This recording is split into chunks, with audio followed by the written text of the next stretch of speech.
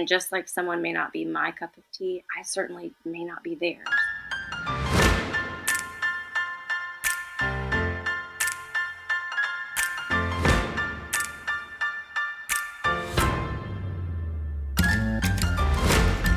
Hey, Michelle, Hey, Carling. do you want to tell our new friends a little bit about us? Sure. We have been best friends for 20 years and we have been through our fair share of trauma. So we decided to start a podcast where we speak to everyday people who have stories to tell. Amazing. And why don't you tell them a little something about you? When I was in grade 1, there were some girls who had a game called the Runaway from Michelle game. My God, for the record, I never would have played that, not only because I don't like to run, but also because I wouldn't run away from you. That's so mean. What about you? When my first day of grade 7, I was surrounded by a bunch of grade 9s at the bus stop and spit on and called fatty. Oh, God. No wonder we have a podcast. My goodness. Oh my God. Amazing. Yes. Tell me about your week. How's it going? It's okay. I have a sick child again. My Yeah, kids it's are just doing this going funny through thing your where they're whole just like house. each getting sick like 1 week after the next instead of all getting sick at the same time. Mm-hmm. So I still have one man standing. I definitely can feel it now. Like I have a cough and my chest is like tight and Oh I'm God. feeling not great. There's something So, going around. yeah, like high fever, bad cough, sore throat, exhausted, just Yeah. not good. Everybody that I know has sick kids. It's crazy. And there's no Yeah. Tylenol or Advil to be found anywhere. Oh, Yeah. not But other than that, my good. week was okay. I don't think anything too exciting happened Yeah, that I like can so recall. Halloween happened. Right. Halloween was Was it different fun? this year. Yeah, it was okay. Like we went to our friend's place, but Julia was sick, so she didn't go out for very long. And then Jude was the next one to come back because he doesn't really care about candy and would rather be warm. And then Yeah. so the two girls were the last ones, but they really didn't get that much candy this year, which is kind of nice. Like it wasn't like an obscene amount of candy. It was just like totally manageable. Is it because people weren't handing out candy? No, they just didn't go to very many houses. It was really cold and everyone was kind of tired and worn out. But they were Yeah. happy with what they got. So, and then my oldest went trick or treating with their friends. So it all worked out. Oh, that's so nice. Yeah. Yeah, we divided and conquered. Olivia had a party, and Wyatt went out trick or treating with Lindsay, and they were only gone for like an hour Oh, and a yeah. bit, but he like cleaned up. He got like a lot of candy. Wow. And I stayed back and handed out candy, and we had over 100 kids. Wow. I That know, it that was a would be a lot. busy street though. There's like all those schools there, so there must be a lot of kids by you. Yeah. Well, So that's exciting. I Did you have enough candy? yeah, we did have enough candy. We also handed out Mhm. freezies, but they weren't frozen. Oh yeah, my kids got one of those. The kids that got it were super excited, except I Yeah, realized the clear that's ones just awesome. look like a mysterious unmarked package of clear liquid. Oh, Like they which is freeze clearly white, like but I was vodka like, or something. Yeah. it's obviously just vodka. Yeah, totally. I did decide though that why isn't it just like a society standard that trick or treating is from 6 p.m. to 8 p.m. Hard stop. Yeah. Did you have some late ones? We shut off the lights and blew out the pumpkin candles. Well, Yeah. turn them off. They were just battery operated, but like just after 8 because there were still kids out. But I was like, we've got a kid that needs to go to bed and Yeah. I'm cold and I don't want to act like I care about your costumes anymore. Yeah.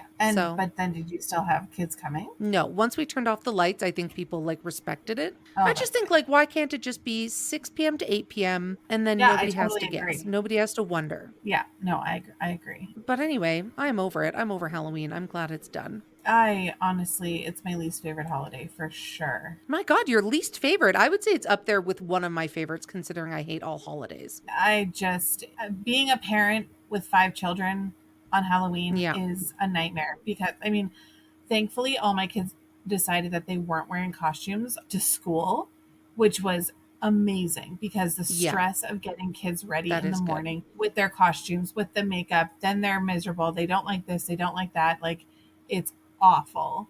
So that was nice. Well, onward Anyway, and upward. Christmas is next. Yay, I hate Christmas too. Woo.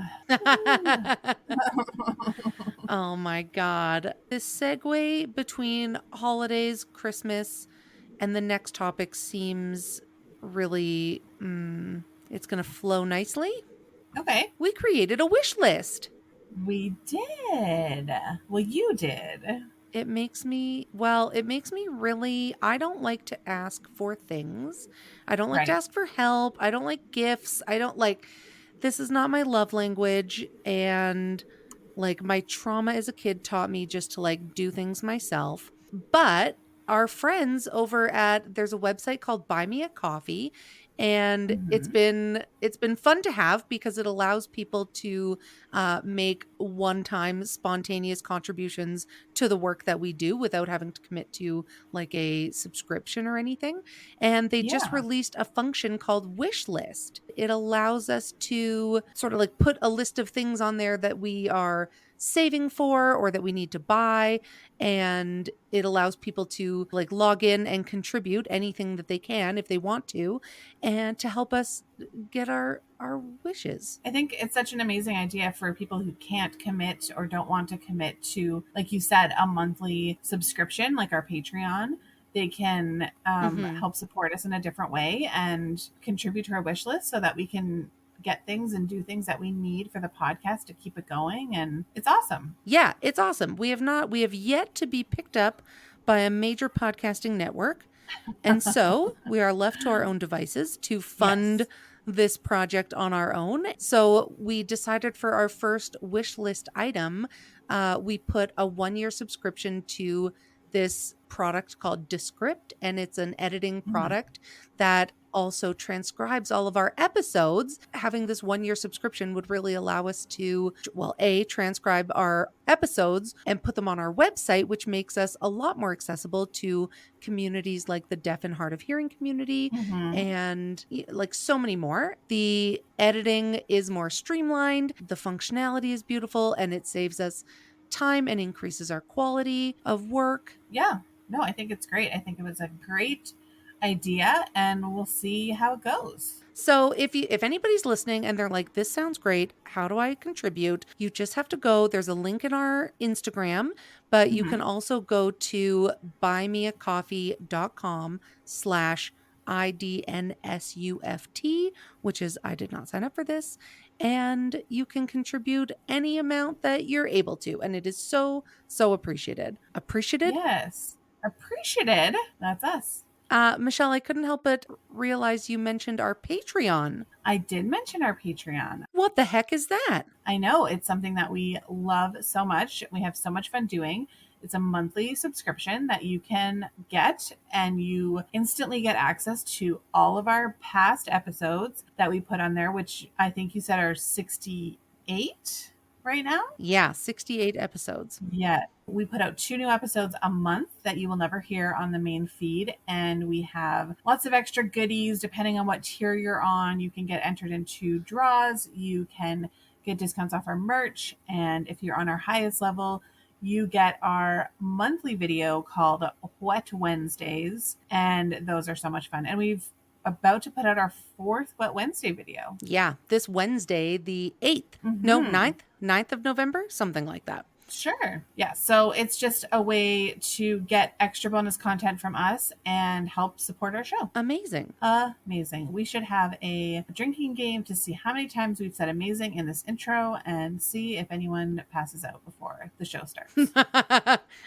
Okay, but also just as a disclaimer, please drink responsibly. I Drink feel like we just responsibly. legally have to say that. Yeah, don't drink and Don't drive, drink and all drive. those things. Yeah.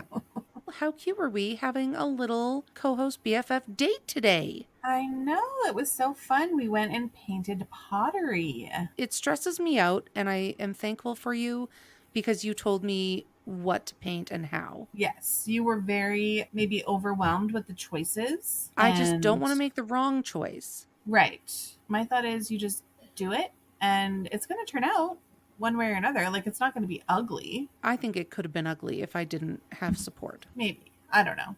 I think it is going to look gorgeous. I'm very excited to see the final result of of our creations. Yeah, you made a cute little video of it on our Yeah. Instagram. I mean, now we have to wait like a week until it's, I don't know what they do to it, but something They has to be done well, to it for it to be done. well, they fire it. They put it in the kiln and they fire it. It's fired up.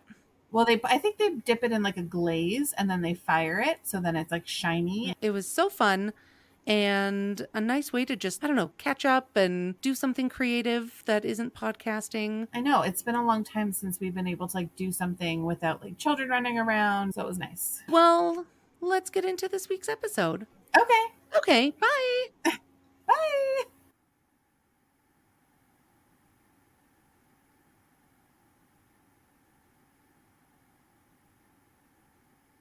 Hello, Makensi. Hi, girls. How are you? Hello. All is well over this way. I'm in, like I said, Lexington, Kentucky is where I'm from. So it's chilly sometimes, it's warm sometimes. Today it's gloomy. So it's a lazy Sunday for me over here. Nice.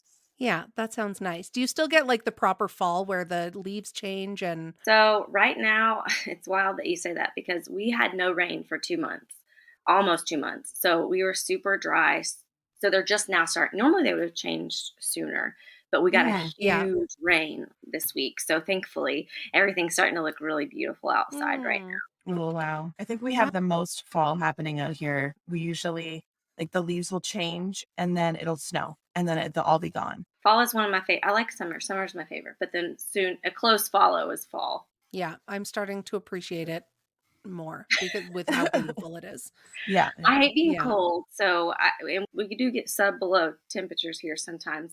But I always say I would rather sit my whole bare booty on the equator than be cold. So anytime when it's below 50 outside, you won't find me out there. Funny. For me.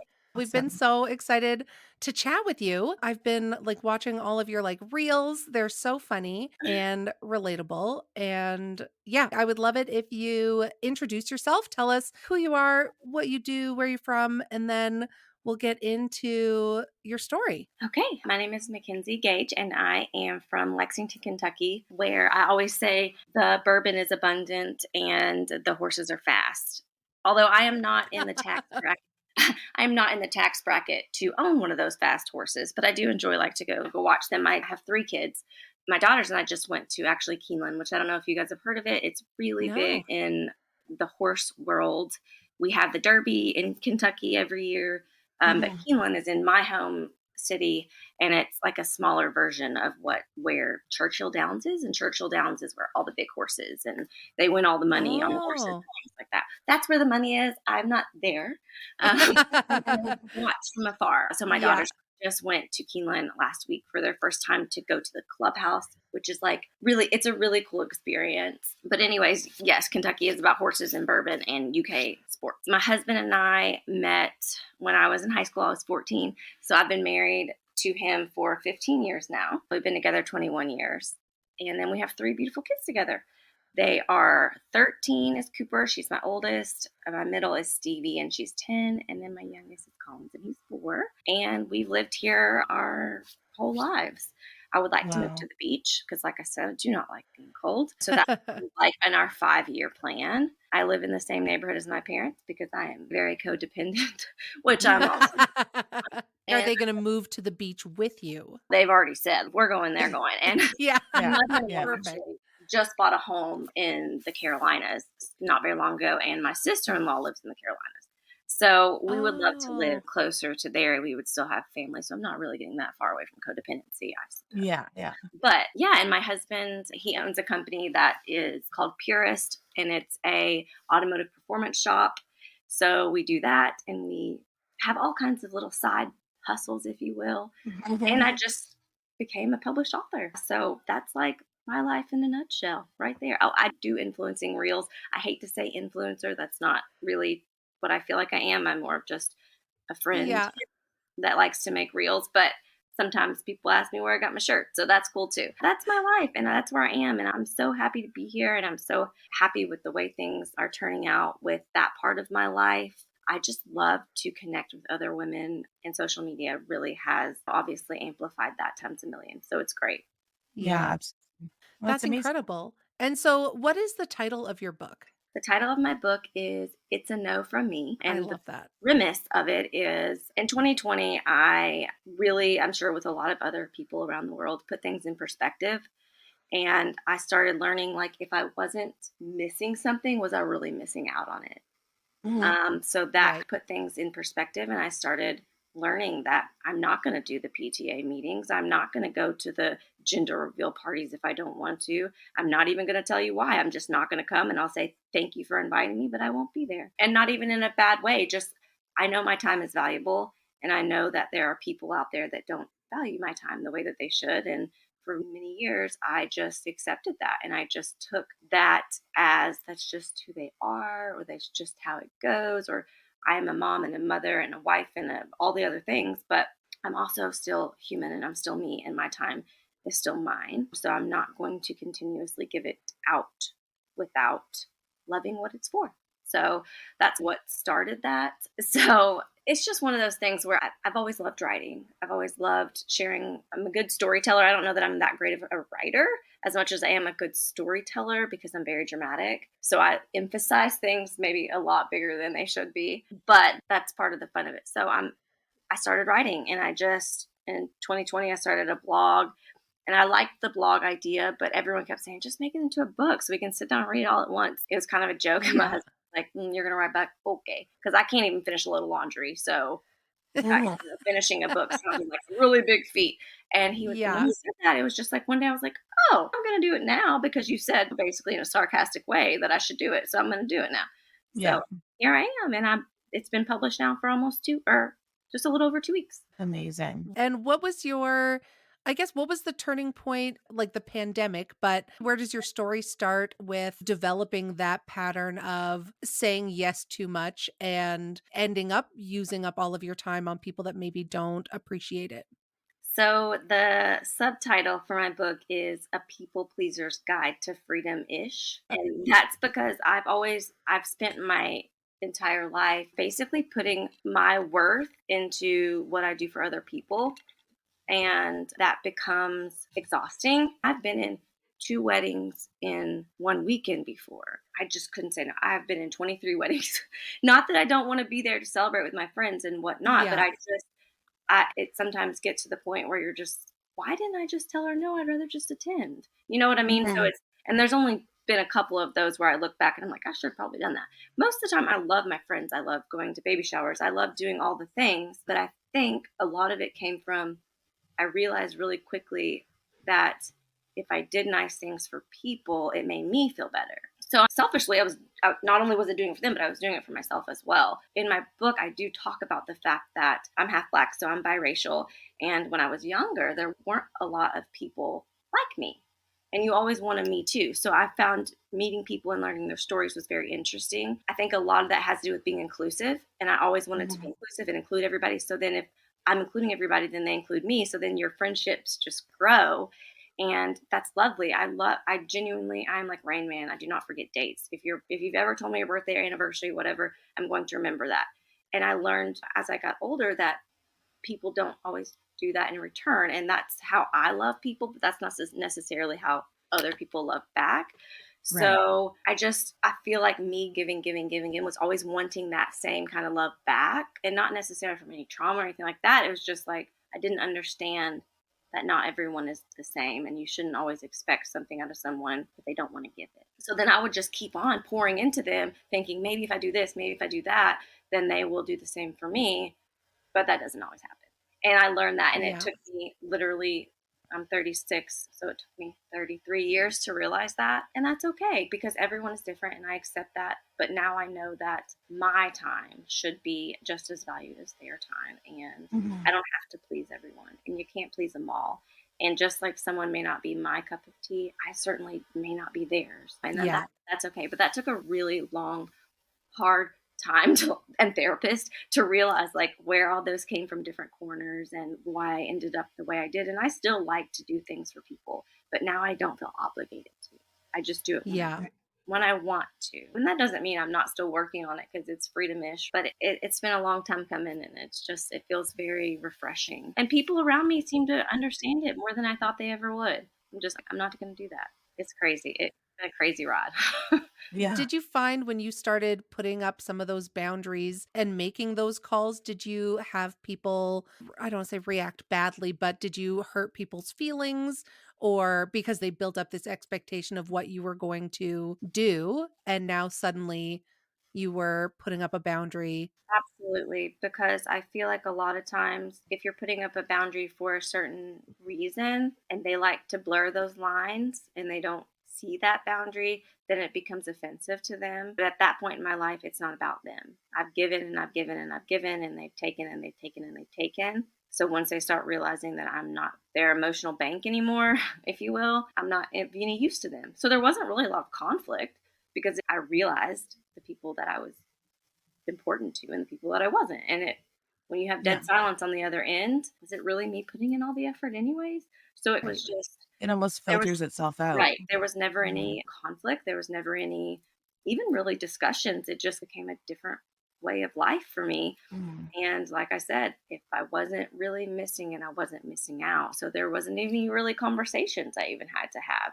The boundary was set for needed to be set for a long time ago, and that relationship maybe had dwindled way before I had was ready to give it up, if that makes sense. Right. So Yeah. it wasn't. I mean, it wasn't. I don't think it was much to them. But Right. it's still, I feel Yeah. like you mourn a friendship, you mourn a relationship, you mourn the day to day, thinking you need to fill everyone's cup. It's a very strange place where I was for a while, and I have had conversations since when the dust was settling a bit, and I've told each and every person that felt maybe a bit offended, if you will. I've told them like I hinder no hate. Forgiveness is for me, not for you.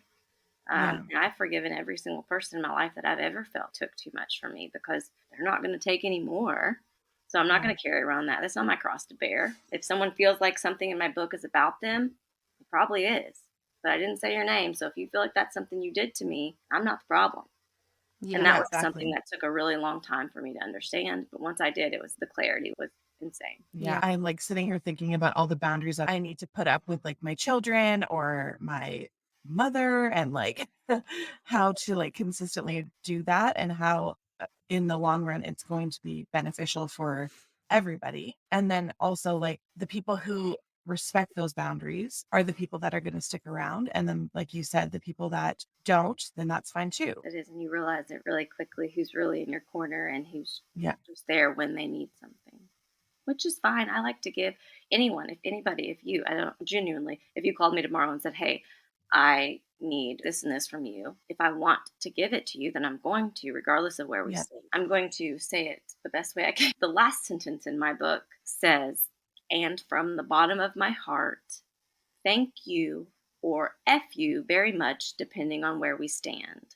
And that is a premise of the whole thing. Like, either way, I've learned from our relationship. And if you can't accept where I am now, then I'm sorry, but I'm not sorry. Yeah. How do you determine when to say that's a no from me? What does that look like? Does it depend on the person, the ask, the time of year? What did you learn about developing that skill so that I'm very black or white. So I'm either yes to everybody or no to everybody. I'm trying to learn to be like yes sometimes, but also no sometimes. And yeah, it's a hard balance. So I think part of it is how did I feel the last time I did that for you? The last time you called me and asked me if I could come over because you were in a fight with your husband, or the last time you called me and needed to chat for a while. Like in that very instance, I look back and think, did you appreciate my time that I gave you because I was listening and I was there for you and I'm there for you because I want to be.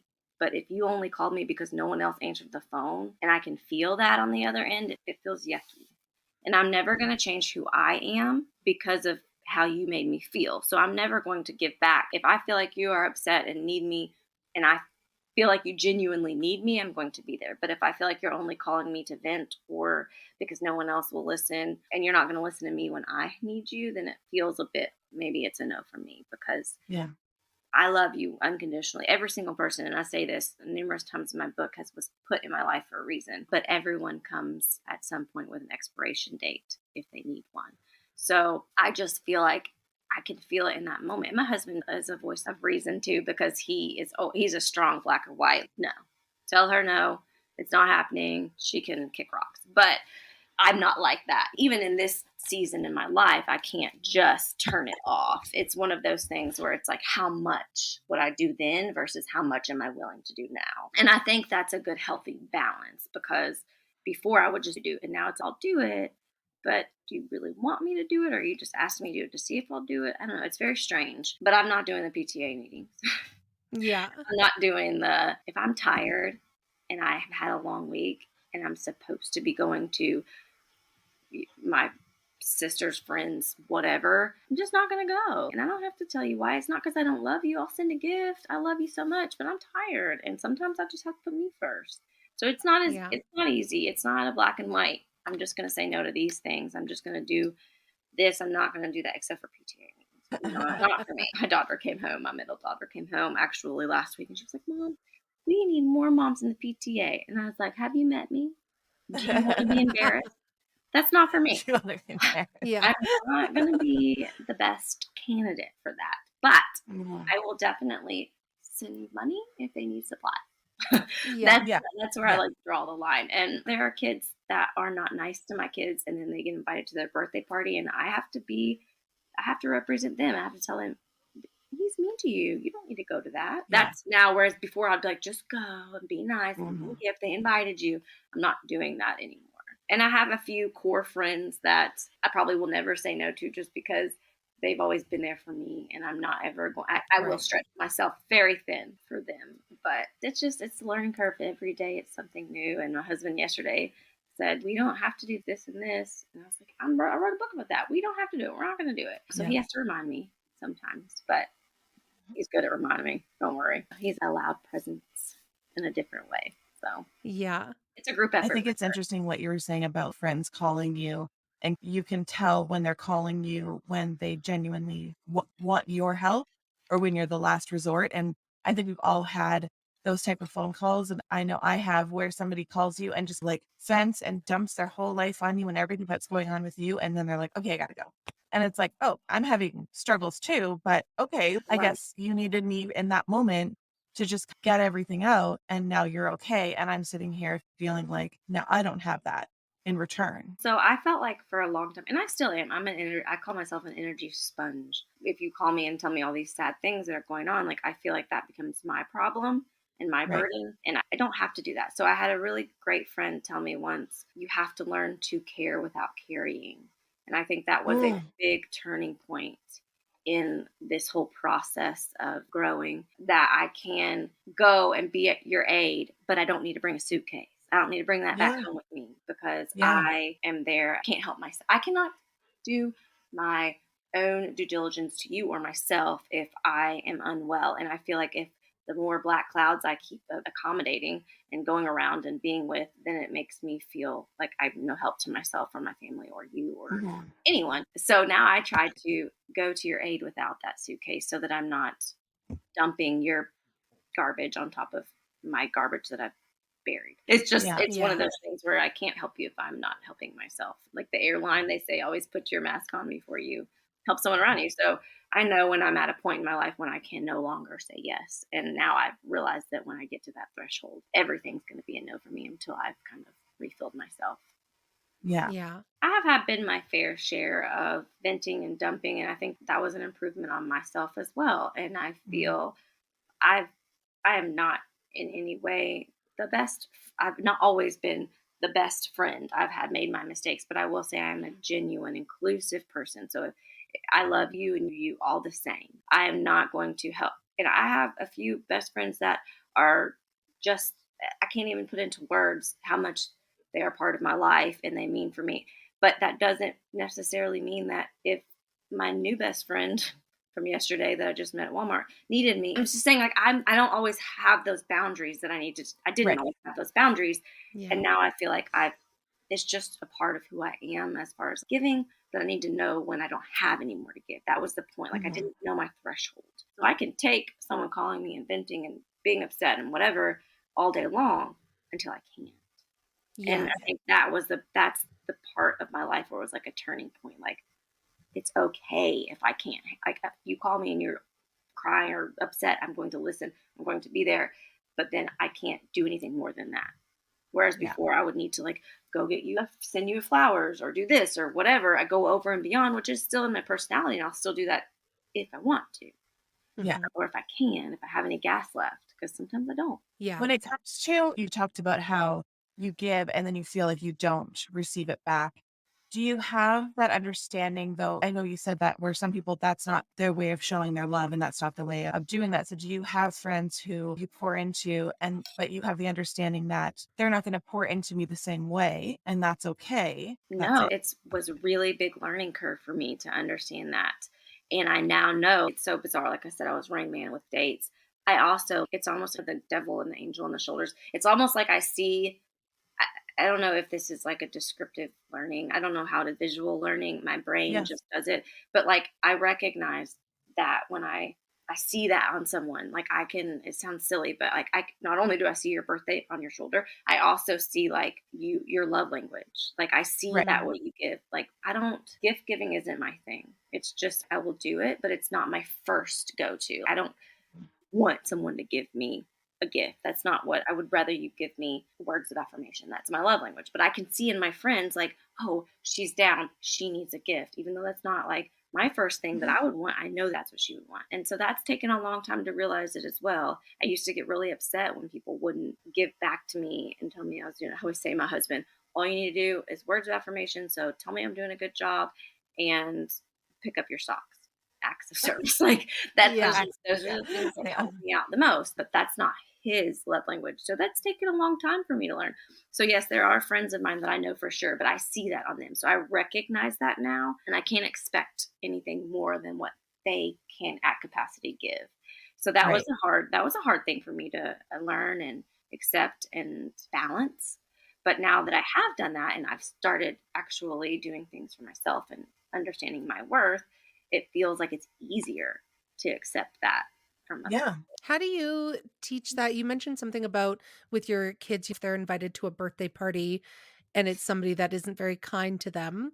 So, how have you shifted and started teaching your kids those skills? Because I think those are skills that we're about the same age. Our generation didn't necessarily learn. It was if you're invited, you go. If somebody buys you a gift, you buy them a gift. If somebody needs something, you do it. It's so important for us to change that for our kids' generation.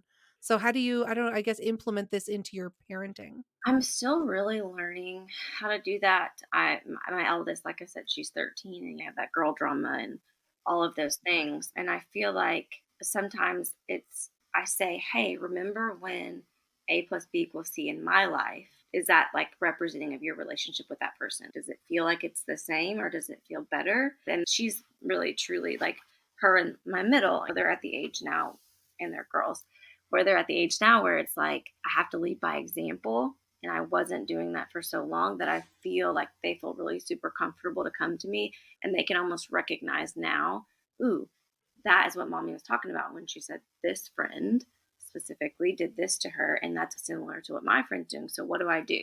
And I'm like, here's what I would have done then. And here's what I would do now. You can meet in the middle or you can do what I'm doing now. I'm just trying to save you from heartache. But I want you to learn you can't fly without falling. And so it's hard for me as a mom to sit back and watch them have bad relationships with people. But I also know that if you don't experience that, you won't know what a good person is. I know that I've run into that with my kids too, where you want them to just go along to get along. And if there's a neighbor kid but they don't vibe with them or the neighbor is mean to them or something like that, it's okay. Just keep playing with them because you want everything to be fine. You don't want to have conflict with people. You don't want to have conflict with neighbors or friends whose kids maybe aren't It's treating about your kids comfortability. properly. It's what's comfortable. Absolutely. And people don't want conflict, right? But you also have to teach your kids that if that child is bullying you or picking on you, even though they're the neighbor, and it might be awkward a little bit, you can tell them, like, I don't want to play with you, or I'm not going to play with you, so you're going to act like that. But I think what Carmen said, it's ingrained in us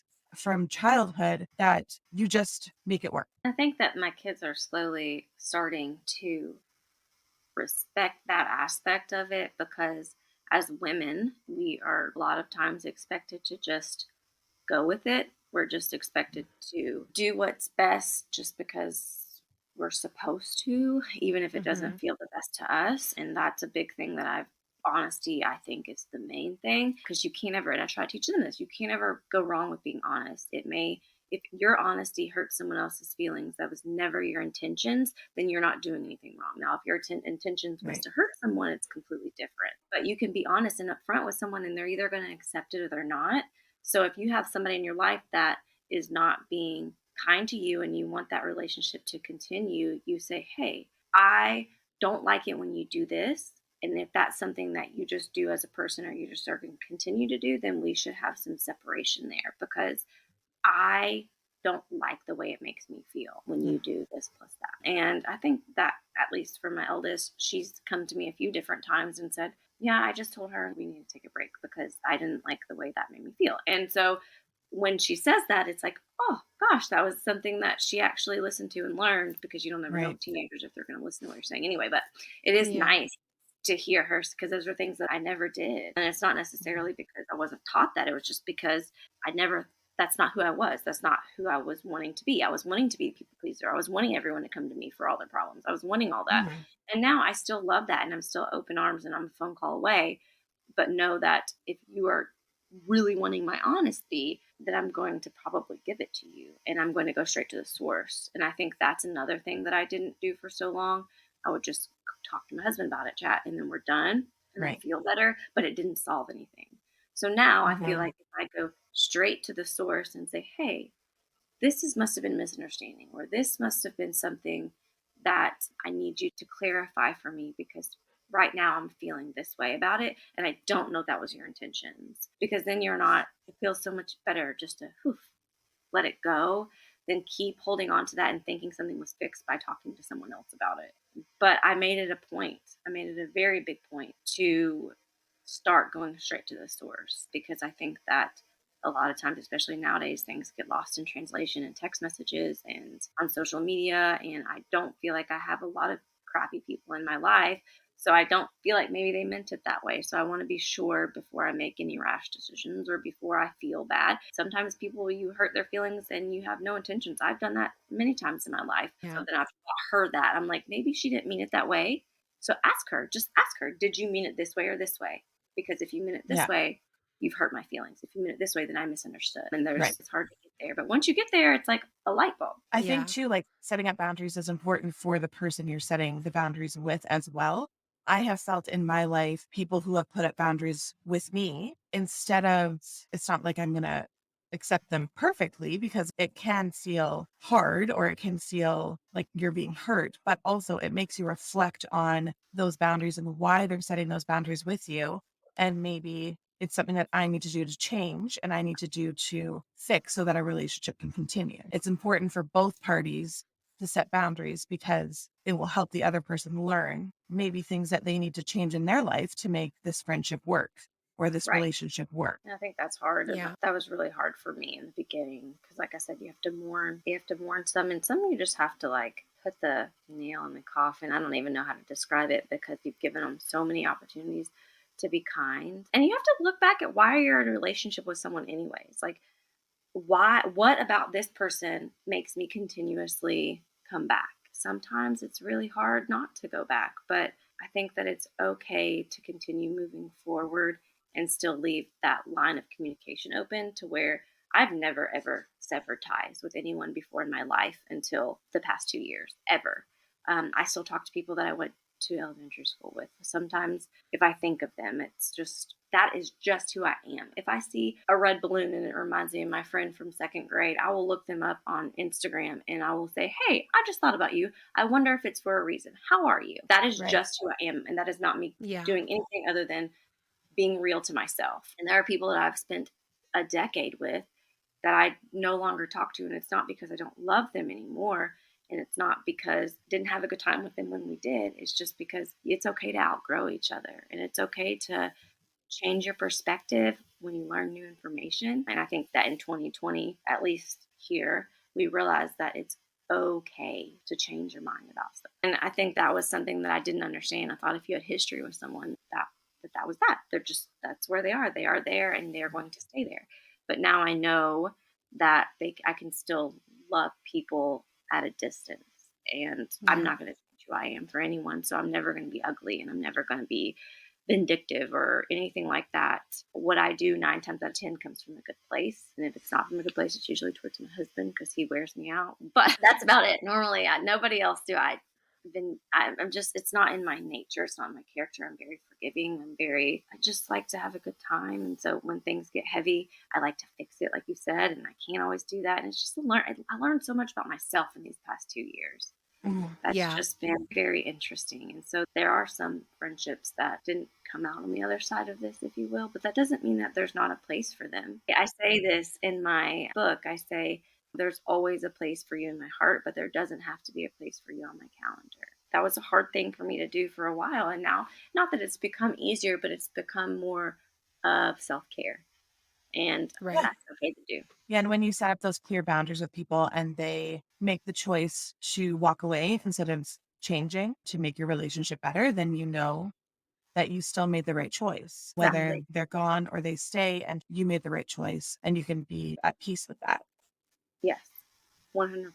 How do you practice and implement those boundaries and what you've been working on within your relationship, within your marriage? Oh gosh, my husband says all the time he wished that I had done this so many years ago. Number one's making his life easier. We're not go all the time. And I think so. My husband, now, like I said, we basically we've grown up together. I started dating him when I was 14 and he was 17, and we've been together ever since. So we watched each other go through different seasons, and he's been begging me to go to this part of my life for a long time. We always have very open communication. There's never anything that we have ever held back. It's always been very different with him than it had with other relationships in my life because I've always been super honest with him. It wasn't something I had to learn to do, telling him what I want, telling him what I don't want, telling him how he's acting. It's much easier. I feel safe, I think. And I know at the end of the day, we can figure it out. And I Yeah. don't feel like that necessarily with every friendship. I feel like marriage is so much work, and you're Mhm. gonna have up and downs. You're gonna have peaks and valleys. Like that is something that I know for a fact. I went into this knowing that marriage is not easy. I don't think that I always went into friendships that way. I think some of my friendships just started really easily, and I didn't. Someone's funny or someone, whatever. You have a connection, and then you just grow from there. And I didn't know that friendships were so hard because when you're little, friendships aren't hard, right? It's just easy. Like you like the same cartoon character and there you go, it works. It's not like that as you get older. And I don't think I really thought about in my life that just like your taste in clothing or your taste in food, your palate changes, that you also have to reevaluate the other relationships in your life. So my marriage, it's an Yeah. evolving thing constantly all the time. And I knew that going into it. And I think that my friends, I would hope, recognize that over the years I've changed and either I'm going to be in their palette or I'm not. Whereas my husband, I'm like, we're going to change together. We're going to go through Yeah. this together. It's a no for me for you to wear that shirt, dude. Like, you're not going to wear that shirt anymore. Easy for me to say. And something that was really cool that my husband said after he read my book, which I hadn't even thought about it, is number one, he knows me better than anybody else. He knows everything about me 100%. So we're very transparent. That's we don't hold back. We're not that way at all. It's Mhm. all in. But my husband did say after he read my book, he didn't realize how interesting it would be to see things from my perspective. And so he was hearing all of these stories that he was involved in. He doesn't remember them the way that I remember them. He doesn't remember that pain that I felt from that situation, or he doesn't remember that being funny because it wasn't funny to him. It was a Mhm. very cool, he said, experience for him to, because he's black or white. He's not the most empathetic. He doesn't usually put himself in other people's situations. So that's how he is and whatever. So for him to put himself in my situation and read things from that perspective, he said it was a really cool experience for him. So I'm hoping that when people read my book that are in my life and they're in the book and they see it from that situation, they're like, oh, I never thought of it like that. Yeah. I never thought that me taking advantage of her all the time was taking advantage of her all the time. I Yeah. really hope that other people, that I never say one negative thing about anyone in my book at all, because I feel like it's important that I talk about how some people were negative influence in my life or they were not nice people, but I never named anyone by name because I was make a general statement. Like I didn't talk about anyone in a poor light because that's not who I am. Like I said, now I say there are friends that I've had that are nasty and taking advantage of me because it's true. And I didn't shine any type of glittery light on any part of my life because that's not my life. That's not real. That's not who I am. As you can see from my reels, I am 100% transparent and an open book. So if you see it from me, it's the truth. And if you get it from me, then I gave it. So it's like, I feel like that was a big part of a learning experience for me and my husband in that, is that now he can see things from my perspective a bit more because he's now seen it from my perspective. So that helped. It Right. helped. Yeah. That's amazing. I haven't read your book, but I'm going to. And Yeah. I'm really excited. Where is the best place for people to find it? Where can they buy it? It's on Amazon. It's a No From Me is the title, and you can look it up that way. I have it on a Kindle version, paperback, and hardcover. So the really cool thing about my book that I didn't even realize was super cool until people said other people don't do it. So I got online and I researched different margarita recipes. So for every chapter of my book, at the end of that chapter, there's a margarita recipe that coincides with the name of it, coincides with what I talked about. For instance, there's one part of my book where I talk about how my daughter walked in on my husband and I, and it was a funny, it's super hilarious. Really, it was mortifying, to be very honest, but it was also very funny. That one is a jalapeno infused margarita, and the name of the margarita is Coming in Hot. And then, so different kinds of they're like vibe matching, if you will. It's just one of those things where if secondhand embarrassment is like something that you experience, pick up my book with maybe a drink or a hot chocolate or something, because you're going to need to move your head away from it, because it can be Oh gosh. and that is one thing that I had a complete panic attack about the night before it published. I was like, oh my gosh. I talk about when my husband like almost crapped his pants. Like, but he knows the whole world is going to know that story. Or I talk about my experience at the OBGYN. Like, now people are going to know that, like, the OBGYN if they weren't. But that was the story I did for my reading at my book signing about when I went in for birth control and came out with a sonogram. But that is everyone knew. And like my eldest daughter, she was like, "Oh, you didn't want me?" And I'm like, "It's not that I didn't want you. It's just I didn't want you right then, and I didn't know you were coming." Yeah. But Yeah. those type of things I got in my head about, and I'm like, I'm telling everyone, this is the tell-all. Like, I'm telling all my secrets and all the embarrassing things, but that's just who I am. And there is one thing about me that you're not going to get, and you're not going to get anything that's not real, because I've learned for my entire life, that's what I like. I like it when someone is a Me Too. So if I can be that Me Too for someone else that's booked a vacation in the middle of a hurricane, and that it just is what it is, or someone that's seen firsthand from far away a swinger event, those type of things that you didn't know that you were going to be like taking part, like being able to be up close and personal with, if that's going to be a Me Too for a mom that doesn't want to be going on field trips or doesn't want to be on the PTA, then if I sell that one copy to that one person that relates to one story in my book, I feel like it's okay that I've outed myself on things like forgetting your kids at school. It's just, I am human and I am very ADHD, and I talk a lot about that. And some moms don't know that other moms also have ADHD and forget Right. to flip their laundry every single day. I didn't have that. I didn't have that feeling of the Instagram world seemed to have been so curated, and I'm not a curated person. So being real, and I've connected with so many other women that are the same way. So I feel like a lot of my book touches on situations that no one wants to talk about. So then you don't feel as alone when you're reading it. I feel like at least that's the takeaway. A lot of people have said, "Oh my gosh, I didn't know that." And I'm not an expert in any of it. And that's the main thing about my book. I don't know what the hell I'm doing. I don't know. I'm just fumbling my way through it and hoping for the best. But hey, if you could reach out to me and let me know how you set your reminders on your phone to even remember to take your medicine for ADHD, let me know. So it's like one of those things where I don't pretend to know everything, because I don't know everything. But I can tell you what works for me sometimes and what doesn't work for me sometimes. And I think that's the main thing in my book that I wanted people to realize, is that we're all in this together, and there's no reason why we have to act like everything's okay. As soon as you realize that nobody really truly knows what they're doing, it just gives you some like freedom of like, okay, we're going to figure this out and I'm going to figure out how it works for me. And I'm going to go to therapy or I'm going to go to talk to people who are like minded or pick somebody else's brain because it looks like they're doing it well. I don't really know what I'm doing. Let's just figure this out. Yeah. So I talk about in my book how in 2020, when all of this hit, like normally I could go to somebody as a voice of reason, but nobody knew what to do. Nobody Yeah. knew what to expect. So that was the instance where I'm like, what do I do now? I have to figure this Yeah. out on my own. And that was the loneliest feeling I've ever had in my entire life.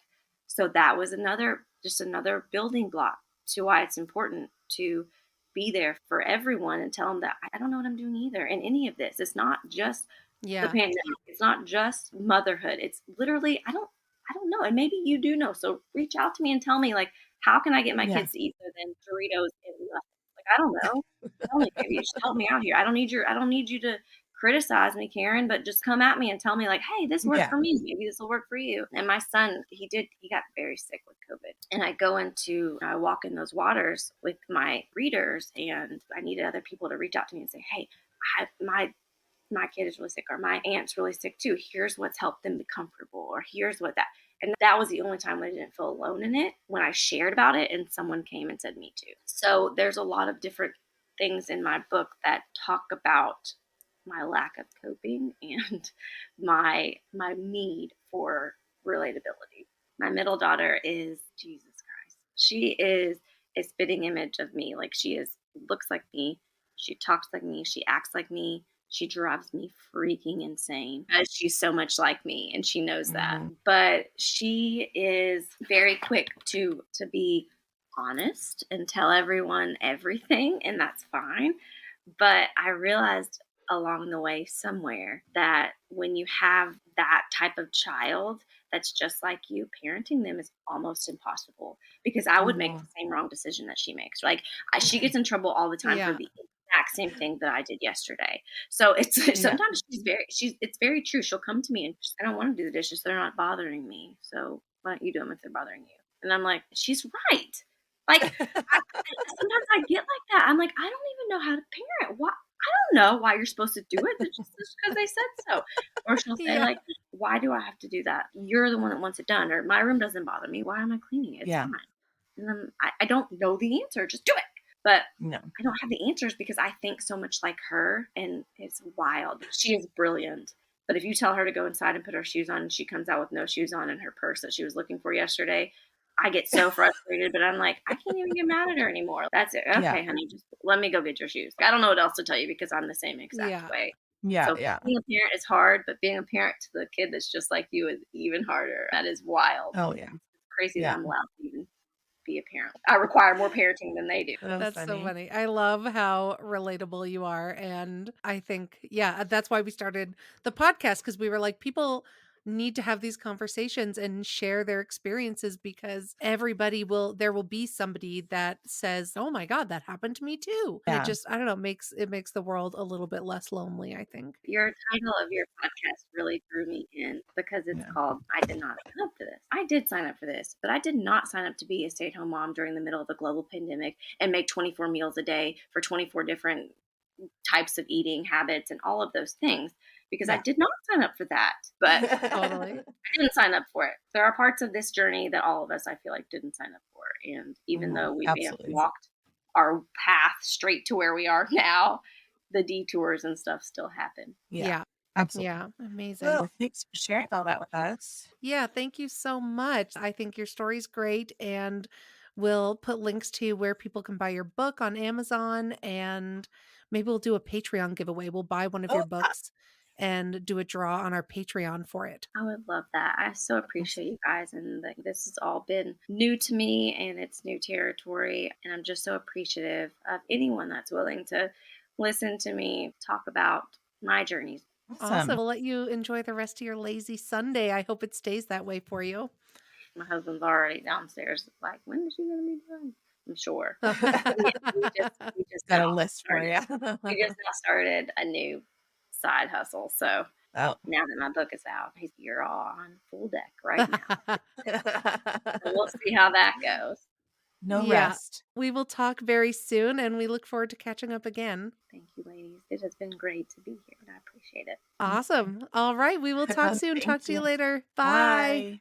Bye. Hey, Michelle. Hey, Carling. Thank you so much to today's guest and to everyone for listening. If you're enjoying this show, there are many ways that you can help our podcast grow. Leave us a 5-star review on Apple Podcasts. Join us on our Patreon. Follow us on social media. Check out our merch store. Share our show with your friends. Download and subscribe wherever you get your podcasts. And if you'd like to be a guest on our show, please message us on IG or Facebook. Have a great week, and thank you so much for your support. Bye. Bye. Why are they still here? I don't know. What should we do? I guess I'll just turn up that outro music.